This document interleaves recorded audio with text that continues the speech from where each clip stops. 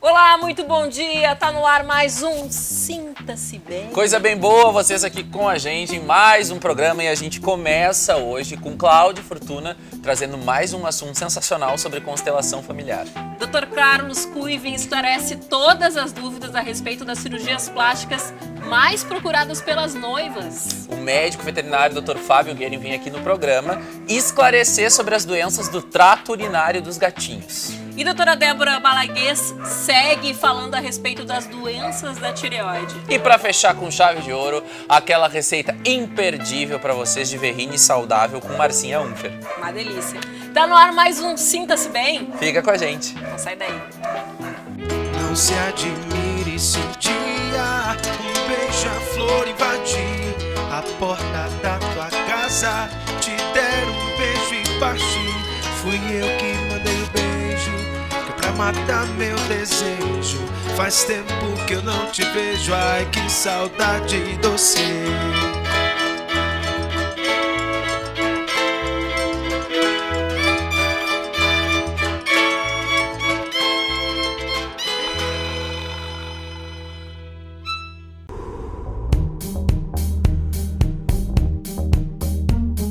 Chegou a hora de conteúdo aqui no Sinta-se Bem com alto potencial de mudar a sua vida. Vem aí Cláudia Fortuna falando sobre constelação familiar.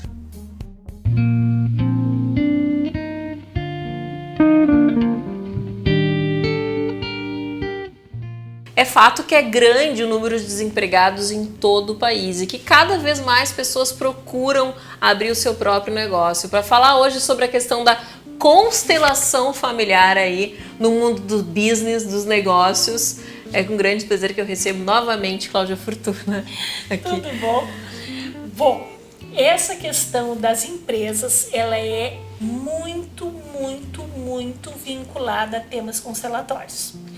A empresa, acredite ou não, sempre é uma alma feminina. Olha, isso eu já sabia. E nós estávamos falando antes sobre a questão das portas abertas, janelas abertas, portas fechadas. Quem quer ter sucesso tem que abrir as portas. E não são só as portas físicas, essas também. Jamais abra o seu negócio a meio palmo. Não deixe a sua grade, a sua tela, a sua janela meio aberta. Abra ou não abra. Mas para fluir cliente tem que abrir. As sociedades, elas podem, a gente tem coisas que pode fazer para que dê mais certo. Já que não se pode garantir sucesso absoluto, se pode jogar a favor para se ter melhores resultados possíveis. Tipo, Claudinha, o que o pessoal pode fazer? Bom, primeiro que é respeitar as leis. As leis que vinculam essas coisas empresariais. Uma mulher pode trabalhar junto ao marido. Uma mulher pode gerenciar negócios da família do marido. E ela pode trabalhar na empresa familiar da família do seu esposo. Não tem problema algum. E é válido o contrário? Não! Claro que não! O que acontece com o contrário? O homem não pode assumir os negócios da família da esposa. Existe um porquê disso? Uma razão? A gente até não sabe exatamente o que acontece, mas são tantos casos que a gente, ao constelar, se depara com essa realidade que um homem que mexe na herança da mulher, ele põe tudo fora. Gente. E uma mulher ajuda a prosperar. É muito notório que as mulheres, quando entram para os escritórios dos maridos, prosperam. E ela vai lá, às vezes vai tomar um chá, fica assistindo, vai mandar dos empregados, mas ajeita as coisas e as coisas passam. Então é aquela história de que atrás de um grande homem tem uma grande mulher, não é por acaso que tem esse ditado popular. O que mais que dá para se fazer numa empresa para ter negócios? O número de sócios também tem essa questão, né? Tu andaste me falando aqui dos bastidores. Números ímpares para sócios não é uma boa empreitada, porque existe uma certa magia nos pares. Os pares fluem melhor e fazem com que todo o negócio prospere melhor. E quando tem um número ímpar, a gente tem que harmonizar isso, ou incluindo alguém, ou excluindo alguém. E de preferência, para que as coisas cresçam, incluindo. Porque quanto mais pessoas dividem tarefas hoje em dia, como tu mesmo falaste, que o crescente número de pessoas que abrem seus próprios negócios e apostam em fazer algo único. O que o dinheiro gosta? Qual é a vibração, qual é a essência do dinheiro? Ser produtivo. Enquanto a gente pensa em ganhar dinheiro, o dinheiro às vezes se escapa. Quando a gente pensa em levar alegria, levar informação, no caso, tu que é uma pessoa da área da comunicação e que leva informação, tu fabrica informação, tu leva a informação até o espectador, tu estás fazendo algo que é produtivo. E o dinheiro gosta disso. Ele quer ser útil. Parece a coisa mais básica, coisa primária para um dinheiro. Mas o dinheiro gosta de ser útil. Então, quem Ou quer seja, jogar, o dinheiro gosta de propósito. gosta de propósito. Se tu tem um propósito na vida, que seja o bem, né? Melhor ainda. Exatamente. Ele se sente muito mais à vontade. Então, por exemplo, na loteria, tá? Eu quero ganhar. Para quê? Para fazer empregos, para isso, para aquilo. Talvez tu ganhe. Talvez aumente a tua chance de ganhar. Se tu quer ganhar só para uso próprio, o dinheiro acha fraco isso. Não acha um bom proveito. E Que vai ter de gente mentalizando agora empresas e dando só para ganhar na loteria. E a questão Vai ter que ser genuíno também. Tem que ser genuíno. Porque o campo conhece a verdade. A verdade, as palavras elas podem mentir, mas o campo constelatório, o campo de informação, não tem como ser enganado. Ele não tem trapaça. Tem coisas que não tem trapaça. E quando a gente quer que uma empresa prospere, a gente tem que respeitar o fundador da empresa. E o sócio fundador nunca, jamais pode ser excluído de uma empresa. Porque ele é de fato a alma Aquele que idealizou. Aquele que idealizou, aquele que iniciou, por exemplo, às vezes tem uma empresa que uma pessoa inicia, depois abre o capital, ou coloca mais pessoas e vai crescendo a empresa, mas aquele vivo ou morto, não importa, ele sempre tem que ter um lugar dentro da empresa reverenciado. E assim serve, por exemplo, para matriz, digamos, Com se a gente certeza. abre, né, tem as filiais ali, aquela ali tem que seguir. A matriz tem primazia em relação aos demais filiais, com certeza. São detalhezinhos que fazem toda a diferença. Além disso, a questão da ética dentro da constelação familiar, né? A ética, na verdade, deveria ser uma premissa para todos o tempo inteiro, né? A moral e a ética. Com certeza. As questões éticas, elas são importantes em todas as instâncias, em todos os negócios. E dentro da constelação, principalmente, porque um constelador, ele pode contar resultados de constelações, mas jamais contar o santo. Então a gente diz, conta-se o milagre, não se conta o santo. Porque é importante que a pessoa se sinta segura quando ela vai constelar, saber que aquilo não vai virar fofoquinha de esquina. Viu? Porque muitos empresários, por exemplo, já têm utilizado a constelação, mas tem medo de fazer uma constelação no grupo, pensando que possa virar chacota, que possa virar deboche, ou que as outras pessoas saibam da real situação. Então preferem uma constelação individual. Não tem problema nenhum, a constelação individual é benéfica, atua também, mas é importante que as pessoas saibam que o constelador que tem ética, que demonstra respeito e demonstra consideração com o seu constelado, ele não conta de forma que se possa identificar jamais nenhum caso. Fala-se genericamente, fala-se amplamente, se dá um nome às coisas, exatamente. Claudinha, adorei, obrigada pelas dicas aqui. O pessoal que está nos assistindo aí, eu tenho certeza que vai anotar todas essas dicas aí, está pensando em montar empresa, abrir seu negócio, levar isso para a vida.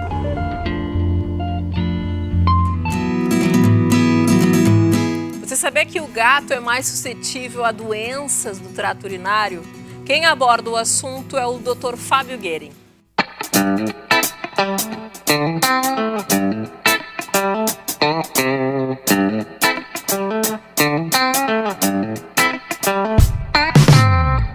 Hora de falar de um papo que a gente gosta muito aqui no Sinta-se Bem, tenho certeza que vocês, principalmente quem tem pet, gosta também, que é da saúde dos nossos queridos e amados bichinhos. A gente está aqui com o Dr. Fábio, médico veterinário. Fábio, obrigado por estar aqui com a gente. Eu que agradeço. No nosso Sinta-se Bem. A gente vai falar hoje muito especificamente dos felinos, porque a gente fala bastante de cachorro aqui. Hoje vamos dar uma balançada, falar dos gatinhos, falar de felinos e vamos falar de uma coisa muito relevante. Alguns gatinhos começam a sentir alguns sintomas de dificuldade de urinar, ou às vezes até param de urinar e começam a reclamar, miado excessivo, começam a chorar em função disso. E hoje a gente vai discorrer um pouco, vai bater um papo aqui com o Dr. Fábio sobre as principais causas disso, que é muito importante a gente ficar de olho no nosso pet. Lembrando sempre, o papo aqui é medicina veterinária, que é medicina tão séria quanto a medicina humana, afinal, às vezes, a maior parte das vezes, os nossos bichinhos eles são tão importantes para a gente quanto qualquer outro membro da nossa família. Então é importante a gente cuidar da saúde deles como a gente cuida, inclusive, da nossa. Vamos lá, eu estava aqui antes de começar nos bastidores, conversando com o Fábio um pouquinho, e ele me falou que os felinos como um todo, eles têm predisposição de desenvolver essas doenças do trato urinário. E isso vem de muito antes do gatinho, de outros felinos também. Então a gente vai começar para vocês entenderem aonde a gente vai chegar com essa dificuldade deles de urinar. A gente vai começar um pouquinho antes, mas eu vou deixar o Fábio explicar, até porque eu tô aqui só de ouvinte. Eu aprendo o que o Fábio me fala aqui, porque entender de medicina eu não entendo zero. Vamos lá, Fábio. Então, os felinos, então, eles têm essa predisposição já, não só os gatos, mas como todos os outros. Sim, os felinos em geral têm uma certa predisposição a desenvolver problemas no sistema urinário, né? Tanto nas questões renais como nas questões relacionadas ao trato urinário inferior, né? Então existem algumas síndromes, uma delas é a síndrome da doença do trato urinário inferior felino, DT-UIF, que se chama, e essa doença está relacionada aí com algumas variáveis importantes do dia a dia do felino e do gato dentro de casa, né? Primeiro, o gato, eu vou falar especificamente mais no macho, né? O gato tem uma uretra bastante fina, né? Ou seja, o canalzinho aquele onde é conduzida a urina saindo da bexiga. E ele tem uma certa predisposição, principalmente gatos que têm alimentação com rações secas, exclusivamente com rações secas, pelo fato de elas terem muito pouca umidade. Isso aí predispõe sim ao aparecimento de cristais dentro da bexiga, né?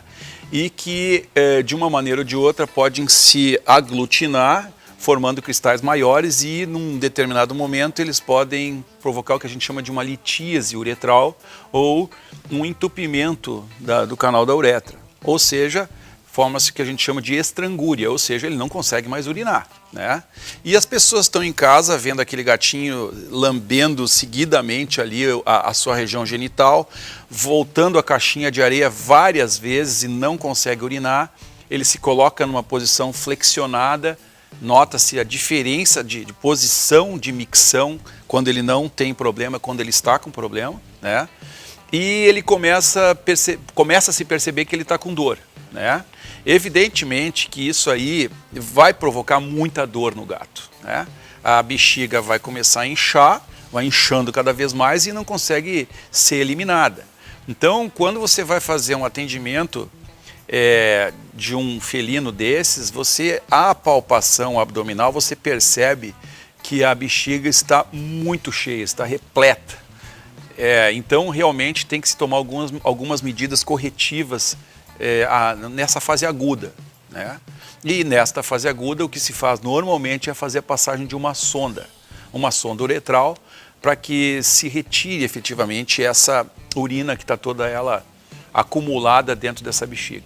Às vezes é um pouco difícil, porque formam-se às vezes verdadeiros tampões dentro da própria uretra e que dificultam que se faça essa passagem dessa sonda, né? A principal causa, então, dessa dificuldade de urinar é a baixa umidade da alimentação dele. Ou seja, ele não consegue fazer o balanço hídrico correto, não consome tanta água quanto deveria. E isso forma esses cálculos. Sim, o que acontece é o seguinte, os gatos que comem ração seca deveriam estar tomando muita água, né? Para compensar esse balanço metabólico hídrico, muitas vezes eles não tomam a quantidade de água que deveriam tomar consumindo ração seca. Sim, isso predispõe ao aparecimento desses cristais dentro da bexiga, né? E que podem gerar litíases na uretra, inclusive nos ureteres também, né? Formando aí cálculos nos próprios rins, né?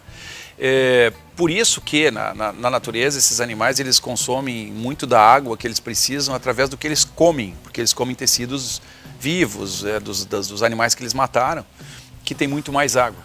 Então é importante estimular sim muito o consumo de água para gatos que consomem ração seca, né? E para isso muitas vezes o uso de uma fonte é importante, é bom porque os gatos preferem tomar água corrente do que água parada. Tá na genética deles. Na própria alimentação a gente pode ter outras alternativas do que a ração seca também para fazer esse balanço de uma forma mais efetiva. Com certeza, existem rações úmidas também, tá? E pode-se inclusive misturar mais um pouco de água, inclusive nas rações úmidas, para fazer com que ele beba água de maneira indireta, né? Através do caldinho que forma ali, aquele mingau, vamos dizer assim, daquela ração, né? E ele acaba consumindo essa água de maneira indireta. Mas é muito importante que se faça. E também outras questões relacionadas ao trato urinário inferior tem relação aí com cistites de origem inflamatória, que não necessariamente tem a ver com cálculos ou litíases, né? Exemplo pode ser alguma cistite de origem psicogênica, né? Os gatos são animais que são muito sensíveis a nível emocional. Então eles somatizam muitas vezes o estresse sobre o qual ele está exposto através de cistites inflamatórias de origem psicogênica ou até outras questões aí, alopecias psicogênicas, ele perde pelo, se lambe demais, etc, etc. Mas tudo isso relacionado à questão emocional do gato. Que também né? pode desenvolver. Sim. E essas outras doenças que tu acabou de citar, elas têm um sintoma parecido, a dificuldade de urinar também da mesma forma, a dor do animal é mais ou menos parecida. É parecido, sim. A cistite inflamatória também dificulta com que haja a eliminação da urina, né? E muitas vezes tem que se avaliar isso aí através de uma ecografia para ver se existe um processo inflamatório ali, uma cistite inflamatória, e se tratar com uma medicação específica, né? Para aquele caso específico. A ecografia é um exame muito importante, porque vai se identificar se há presença ou não de litíases ou cálculos, né, dentro da uretra ou mesmo dentro da bexiga, ou não, ou se é um processo única e exclusivamente inflamatório. Mas também tem outras causas infecciosas também, né, que pode ser uma cistite de origem bacteriana, por infecção bacteriana ascendente, enfim. São essas as variáveis mais importantes sobre as quais os gatos têm dificuldade efetivamente de urinar, né? Mais importante, acredito, que a gente investigar qual é a principal causa para dar o devido tratamento é buscar primeiramente a ajuda especializada em primeira instância, eu acho, né, Fábio? Porque quem é que vai dizer o que tem que investigar e como a gente tem que investigar se não for um médico veterinário devidamente especializado, para que também não haja alguma confusão, né, de diagnósticos, porque isso é devidamente sério. Imagina se isso da bexiga, que tem um canal ali obstruído, não é a tempo diagnosticado, pode levar o animal ao óbito? Claro que pode. Pode levar ao óbito, pode levar uma doença, uma manifestação clínica deletéria, que se chama hidronefrose, né, que é o retorno da urina para os rins, essa urina ser extravasada novamente para a corrente circulatória, levando a outros problemas de uremia, intoxicações urêmicas, etc, etc. Né? Isso é muito importante. Então as pessoas não podem partir de pressupostos equivocados muitas vezes, porque às vezes leu no Google, porque achou na internet, esse tipo de coisa, e que muitas vezes pode se gerar um problema ainda maior. E um exemplo disso, no caso de litíase, a pessoa dá um diurético. Ele não está urinando, mas o diurético vai aumentar a produção de urina. Consequentemente, vai piorar a situação. Vai ser mais rápido. Mais rápido, né? Vai agravar a situação. Então, não é isso que se faz nesse momento, né? E muitas vezes os gatos, eles são sondados e tem que ficar com a sonda ali alguns dias até o processo inflamatório regredir para se fazer essa retirada dessa sonda, né? E também, se for identificada uma quantidade muito grande de cálculos, né, é preconizado muitas vezes o procedimento cirúrgico, né? É uma cirurgia que se faz uma cistotomia, se abre a bexiga, se faz a limpeza e depois se fecha ela novamente, e tem que se mudar a alimentação, né? A alimentação é importante que seja modificada, né? Tem rações específicas para isso, rações urinárias, para né? evitar também que prescritivas, isso sim, aconteça. para que isso Fábio, aconteça. Muito obrigado por essas sábias palavras aqui no nosso Sinta-se Bem. Lembrando sempre, gente, ajuda especializada. A gente não brinca com saúde nem humana e muito menos veterinária, né? Tão importante quanto. Até a próxima. Tchau.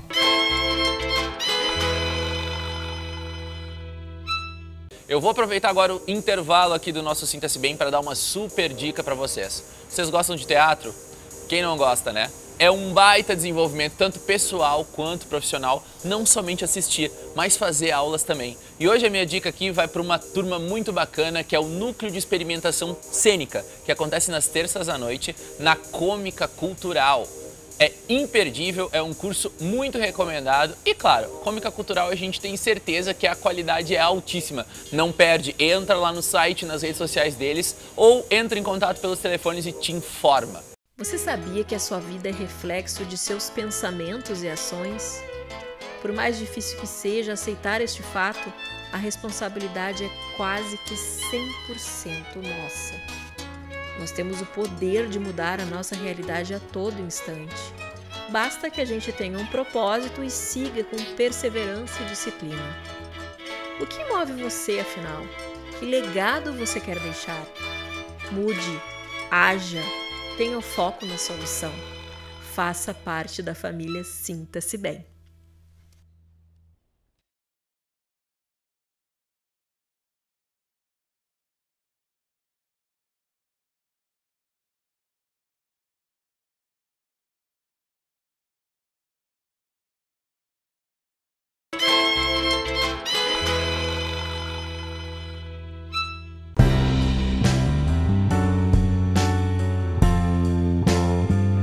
Vocês sabem quais as cirurgias plásticas mais procuradas e procedimentos estéticos também mais procurados pelas pessoas antes do casamento?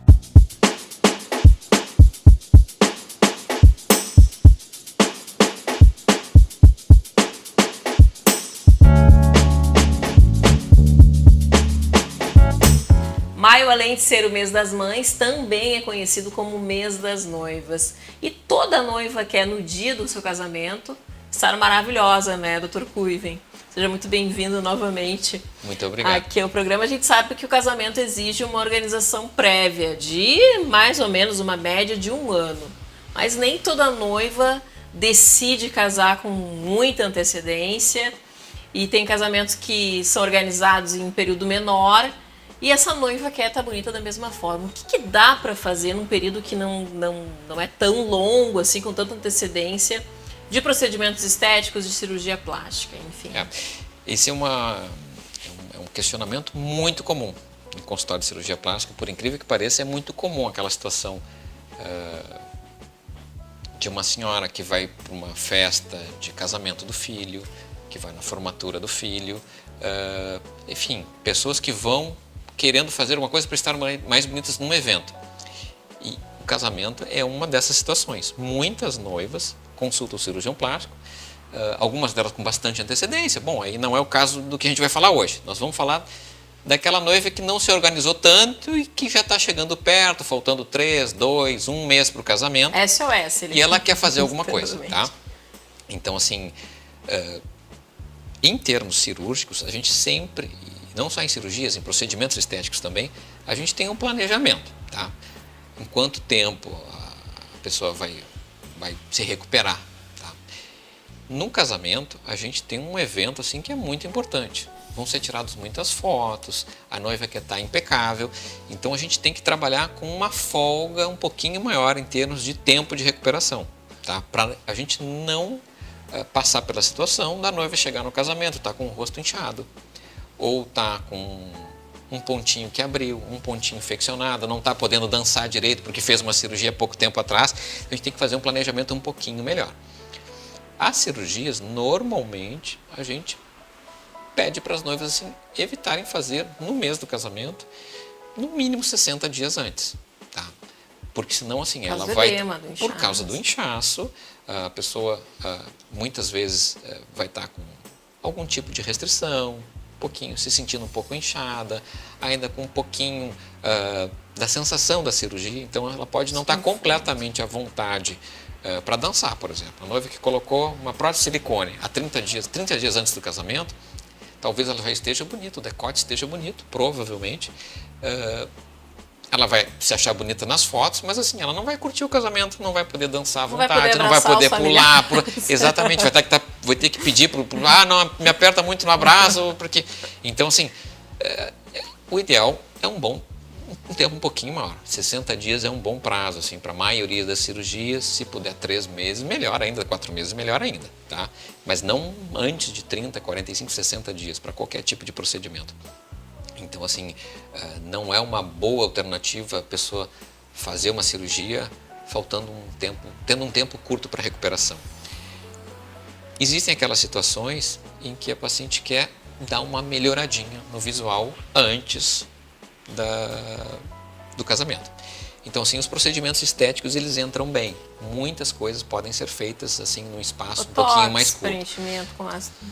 Botox, o ideal também, uns 30 dias antes, tá? Se a noiva está acostumada a fazer botox já sempre, tá? Com o mesmo profissional, eventualmente ela pode fazer do mesmo jeito, às vezes até menos tempo, 15 dias, 10 dias. A gente já sabe exatamente como aquela paciente reage. Então, assim, dá para fazer. Procedimentos assim de pele, dá para fazer, porque assim a gente conta que no dia do casamento a maquiagem normalmente esconde muito bem coisas de pele. Então, se está com um pouquinho, alguma coisinha, alguma coisa de textura de pele, a maquiagem vai tapar, vai disfarçar, tá?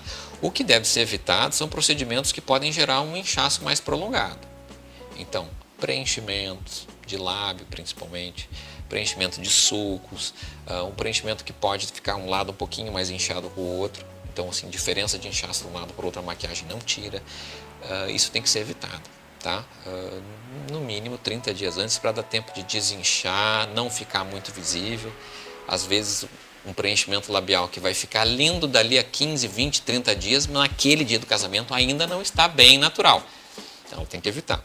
Então, assim, procedimentos de pele, botox, alguns procedimentos estéticos, tipo uma criolipólise, alguma coisinha assim para diminuir um pouquinho, um pneuzinho, alguma coisa que não vai gerar uma recuperação maior, que não vai precisar usar cinta no dia do casamento, isso pode ser feito com uma antecedência um pouquinho menor. No mês, por exemplo. No mesmo mês, isso aí pode ser feito. Tá? Qualquer coisa um pouquinho mais agressiva, o ideal é dar um pouquinho mais de tempo. No mês, então, drenagem. Massagens... Procedimentos estéticos, radiofrequência, criolipólise, laser, se ela respeitar um pouquinho mais de tempo, mas assim, às vezes alguma microcasquinha, às vezes algum roxinho, alguma coisinha, a maquiagem vai poder tirar, tá? E procedimentos estéticos em geral que não exijam uma recuperação maior, isso aí dá para fazer. Mas de cirurgia tem que ter uma certa antecedência. Tem que ter um pouquinho de antecedência. Isso aí, senão aí o tiro sai pela culatra, né? Exatamente. Aí no dia fica... Exatamente. Não fica tão agradável quanto. Então, organização... É bom se organizar um pouquinho, tá? E né, deixar o casamento como uma data tranquila, que ela vá curtir bastante, né? Então, como igreja, salão, o buffet da festa é organizado com bastante antecedência, os procedimentos de testes e cirurgias também devem entrar nessa mesma batida e ser organizado com um pouquinho de antecedência.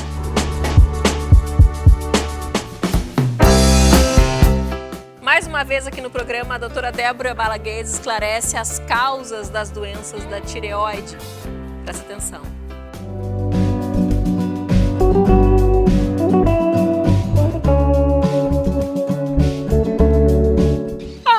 Eu ando muito cansada, sonolenta, mas fui lá, fiz uns exames para ver se a minha tireoide estava normal, se não tinha alguma alteração. Tudo ok, mas o que será que eu tenho afinal? Se eu ando com tanto sono, tão cansada, hein, doutora Débora? Me explica. Eu fiz uma brincadeira aqui Mas para usar como exemplo, um sintoma que muita gente tem, que é a questão do cansaço diariamente. Sim, sim. Né? As pessoas andam sonolentas, cansadas, vão lá, fazem exame de sangue, tá tudo ok. Mas o que será que eu tenho, afinal? Por que as pessoas andam tão cansadas e têm esse cansaço físico, mental, enfim? Então vamos assim, todos nós sabemos, e se não sabemos, né? Eu sou doutora Débora, trabalho com medicina alemã, que é medicina biofísica, baseada na biofísica médica. Nós todos já ouvimos falar que a tireoide está relacionada com a quantidade de energia que a gente tem. Porque quando a gente está cansado, a primeira coisa que o médico investiga é se nós estamos com problema na tireoide. Nós podemos investigar a tireoide, fazer um exame de sangue e ele está normal. Então, por que mesmo assim eu estou tão cansada? Essa seria a pergunta que tem que ser feita. É que a tireoide tem uma chefia que altera antes de ela alterar no exame de sangue, propriamente dito. Quem comanda a tireoide, a chefe da tireoide, é a suprarrenal, que são glândulas que estão acima do rim e produzem um hormônio, que é o cortisol. Quando nós estamos cansados, nós temos que investigar primeiro o hormônio cortisol, porque é ele que, em conjunto com a tireoide, nos dá energia, nos dá uma boa noite de sono, nos dá condições de emagrecer, ele tem que estar equilibrado, o cortisol. Sim, ele tem que estar equilibrado, porque muitas vezes a gente vai lá e pesquisa os exames da tireoide, começa a tratar a glândula tireoide e o paciente não melhora, não consegue emagrecer, tem dificuldade para emagrecer, tem dificuldade de memória, tem dificuldade de aprendizado, tem retenção de líquido, começa um processo de envelhecimento precoce, onde tem muita olheira, né? Já formação de rugas de forma precoce, tem a questão do sono vigília, começa a ter insônia, dificuldade para entrar no sono, na hora de acordar, acorda cansado, com uma vontade de ficar na cama, o corpo como se tivesse um saco, né, de cimento em cima. E o médico pensa, cansaço é igual a tireoide. Mas a gente que é especializado em hormônio, a gente sabe que junto com essa alteração, antes de aparecer na tireoide, este hormônio já alterou. Então a chamada aqui é muito importante, que quando a gente tem esses sintomas, dificuldade para emagrecer, cansaço, insônia, dificuldade para acordar de manhã, um peso no corpo, dificuldade de memória, dificuldade de reter aquilo que está estudando, dificuldade de foco e uma enorme irritabilidade, porque o cortisol já nos dá uma alteração no humor. Nós temos que pedir para o nosso médico que investigue também o cortisol, porque ele é que manda na ação da tireoide. Os hormônios, eles trabalham em conjunto, eles são todos em harmonia, eles estão todos interligados e interdependentes. Então a grande chamada aqui é a tireoide, ela sim, ela é comandante de espetáculo dentro do organismo, mas ela tem uma chefia, que é o cortisol. Antes de investigar a tireoide, eu preciso investigar junto o cortisol como hormônio, que é um hormônio da suprarrenal. Doutora Débora, a gente falou aqui da tireoide, do cortisol, e a gente sabe que as pessoas muitas vezes têm um sintoma, por exemplo, um cansaço ou um desânimo, tristeza, e vão lá e se automedicam. O recado que eu acho que a gente tem que deixar para o pessoal aqui é que precisa se investigar mais a fundo, assim como tu fazes esse tipo de trabalho, tu realizas esse tipo de trabalho. Com certeza, nós trabalhamos com hormônio e medicina alemã. A necessidade da gente investigar, quando a gente acha que um paciente está com problema na tireoide, a gente não pode investigar só a tireoide. A gente tem que investigar todos os outros trabalhadores do corpo que recebem nomes variados, por exemplo, o cortisol, que é o hormônio do estresse, e também os hormônios do pâncreas, que estão envolvidos com o trabalho da tireoide. Precisa se investigar, saber o que deu de alterado e aí fazer um planejamento na ordem. Esse é o pulo do gato para resolver problema hormonal. Você precisa tratar o paciente na ordem hierárquica. Não pode, eu tô com problema da tireoide, eu trato só a tireoide. Eu tô com problema no pâncreas, eu trato só o pâncreas. Não dá certo, gente. Não dá certo. Hormônio é algo que a gente pode equilibrar, a gente deve equilibrar, mas a gente precisa saber investigar e depois elaborar o planejamento estratégico terapêutico adequado. Adorei, doutora Débora. Obrigada pelo esclarecimento. Eu que agradeço.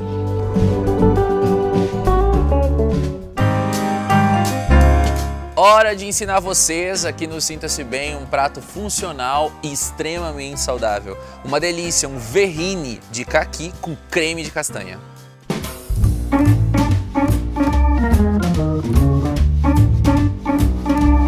E aí, meus amores? Estava com saudade de duas coisas. Primeiro, de gravar receitas ao ar livre, porque choveu um bocado de tempo aqui em Porto Alegre. E segundo, estar com meu amor Marcinha Unfer, que me ensina dia após dia. Vocês pensem que a gente é muito privilegiado aqui de apresentar o programa. É trabalho, mas ao mesmo tempo é muita paixão em poder acompanhar de pertinho essas receitas e aprender tanta coisa com a Marcinha Unfer. Obrigado por estar aqui, meu bem. Palavras, e ainda experimentar ao final, não é mesmo, Cássio? Essa parte eu nem falo mais, que é pro pessoal não ficar... o Cássio só come o programa inteiro. Mas eles têm que fazer em casa, postar foto. Mas é verdade, gente. É à tarde que a gente tá gravando agora, eu nem almocei. Porque eu sabia que ia ter Marcinha Unfer agora de tarde, vou ser muito feliz. Meu café da tarde vai estar em boas mãos. E a receita de hoje é uma receita com uma frutinha aqui muito famosa no sul, que muita gente espera chegar o outono e inverno ansiosamente para poder se deliciar com ela, né, Marcinha? Verdade, Cássio. Hoje a gente vai ter aqui no programa, então, uma sobremesa de caqui, ou caqui, que a gente ainda não chegou a essa conclusão, com creme de castanhas.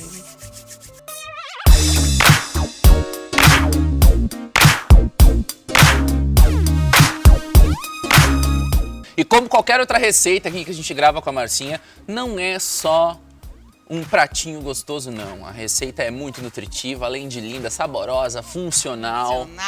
Hoje nós vamos usar o caqui, ou caqui. Manda aí a tua sugestão. Fruta deliciosa, é linda. caqui ou caque? Se você é professora de português, ajude-nos! Comenta aí com a hashtag Sinta-se Bem se é caqui ou caque, por que a gente ficou nesse impasse aqui, ficamos.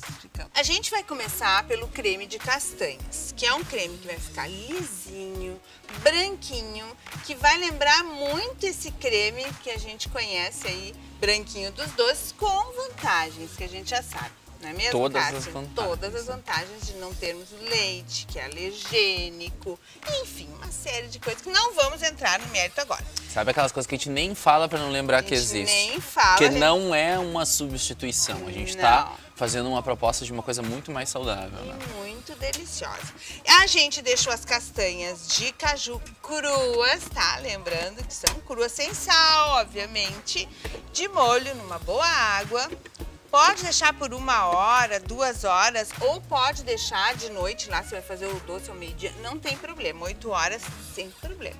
Descartamos a água e agora o Cássio, gentilmente, hidratadas. vai colocar no liquidificador. Adoro castanha. Também. Ela experimenta muito uma gostoso. assim pra tu ver que delícia. Quando eu levo nos cursos, assim, ninguém... A melhor parte. É a melhor Experimente. parte. Sabe, Cássio, quando eu levo assim nos cursos, as pessoas não reconhecem, não sabem o que é. E aqui, o doce da nossa receita, que é a uva passa branca, também hidratada em água. Receita lá na fanpage, tá? Tudo direitinho lá pra vocês. E que a gente vai usar, então, esta água a gente vai usar na água da castanha. Antes que vocês perguntem, ela tem antinutrientes e tal, a gente descarta. Aqui a gente vai usar esse docinho aqui. Põe metade, Cássio. Com a aguinha? Com a aguinha. Aí a gente bate e vê o resultado. Se precisar, a gente põe mais, tá? Não põe mais, senão vai ficar muito doce. Pode virar sem medo. Não, vai ficar muito doce. Aí o Cássio não vai aprovar. Tá ótimo. Batemos. Olha eu mandando, né? Tá ótimo, agora chega. Agora é assim, eu vou trocar, eu vou apresentar e o Cássio vai fazer ela vai apresentar e vai... Depois da uva passa hidratada, eu não sei o que a gente faz. Eu tô vendo uma coisa aqui que eu adoro também. Amor. Agora a gente bate. Faço. Batemos.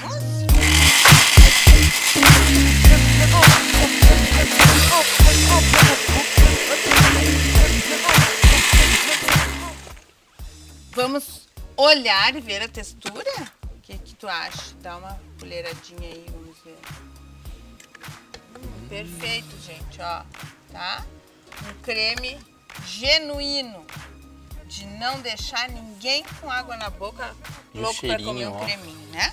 E agora a gente vai então colocar gotinha de baunilha para trazer aquele aroma de infância. Pode mexer com a colherinha Pra mesmo. quem é desavisado, ligou a TV agora, nem sabe quem tá aqui do meu lado, essa pessoa super especial, inteligente, não acompanha o nosso canal do YouTube, que tá passando aqui também, não conhece as nossas outras receitas, que essência de baunilha é essa, Márcia, que as pessoas precisam saber? Essência de baunilha natural. Ou um pedacinho de fava de baunilha, que talvez vocês não conheçam.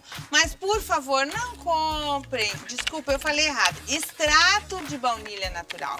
Não comprem jamais a essência. Leiam o rótulo da essência que vocês estão acostumados. Nunca mais vocês vão comprar e muito menos ingerir sua família. Então, extrato natural de baunilha é fácil de encontrar em lojas de produtos naturais, tá?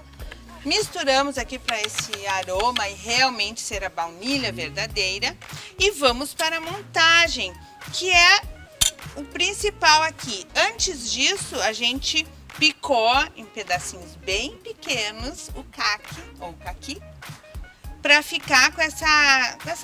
Ficou bonito, fica fácil de comer, vai ficar delicioso e diferente do que comeu, assim como a gente está acostumado, né? A gente cortou em pedacinhos e olha que incrível, Cássio, já fica cremoso, a gente não fez nada. Aquilo que a gente conversou, apenas se dedicou a cortar o caqui, ou caqui, em pequenos pedacinhos. Parece uma geleia, parece um creme. E com esses pedacinhos a gente vai, então, forrar o fundo da nossa embalagem aqui, do nosso potinho para a sobremesa, porque ele vai ficar linda, como sempre, todas as nossas receitas, tá? E agora, uma farofinha de castanhas do Pará, agora, castanhas de caju no creme, castanhas, então são zinco, magnésio, perfeito também. A gente vai fazer uma camadinha dessas castanhas, dessa farofinha. Vai dar já outra textura, outro andar aqui, olha. Dá um que crocantezinho, lindo. né? Depois no degustar. Exatamente. Aí a gente faz a construção dos sabores, tá? E, por último, o nosso creme. Simples assim.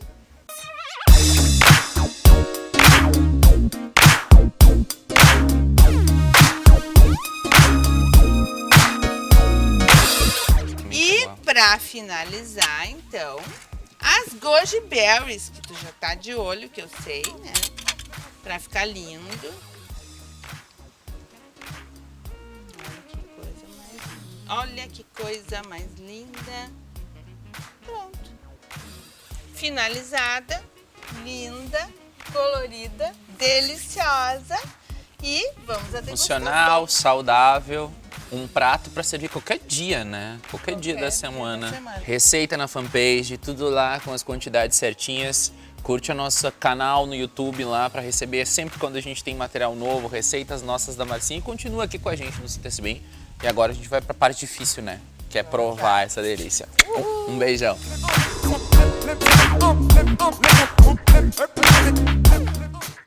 Gente, que doce que ficou bom esse da Marcinha, gente. Provei, tava ali no set. Eu quem diga. Coisa bem boa. E lembrando, para quem ainda não sabe, a Marcinha Unfer ministra aulas online também de culinária saudável. Quem tiver dúvidas, tem o Insta dela que tá passando aqui pra vocês, né? Entra lá no Insta, aproveita e segue ela e já entra em contato. Tira dúvidas, faz tua consultoria, vê outras receitas bacanas que ela tá sempre atualizando. E a gente tá chegando ao fim de mais um Sinta-se Bem, feito especialmente com muito carinho pra vocês. E pede pra vocês ficarem com a gente durante a semana nas nossas redes sociais.